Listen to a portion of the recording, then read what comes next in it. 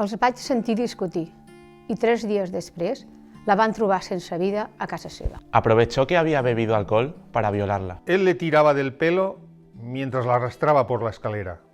Tothom pensava que l'estimava, però a casa la insultava i la feia sentir una inútil. Hizo que se alejara de su familia y de sus amigos. La amenazava con suicidarse si ella dejaba la relación.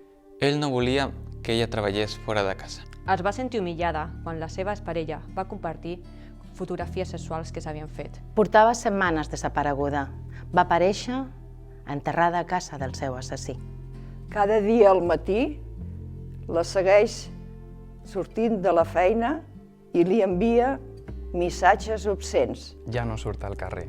Té por de trobar-se amb el seu agressor. Él se enfada si habla con otro hombre. Aguanta los golpes porque la amenaza con quitarle los hijos. Els diners que entren a casa només els gestiona ell. Una noche, entre varios, la acorralaron en un portal para agredirla sexualmente. Al llit li obligava a fer el que ell volia.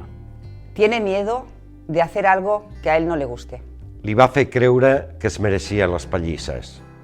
Moltes dones han patit i pateixen violència física, sexual, psicològica i econòmica, i en molts casos estan invisibilitzades. És obligació de tots parar-ho, i des del Partit Socialista de Terrassa diem rotundament: prou a la violència masclista.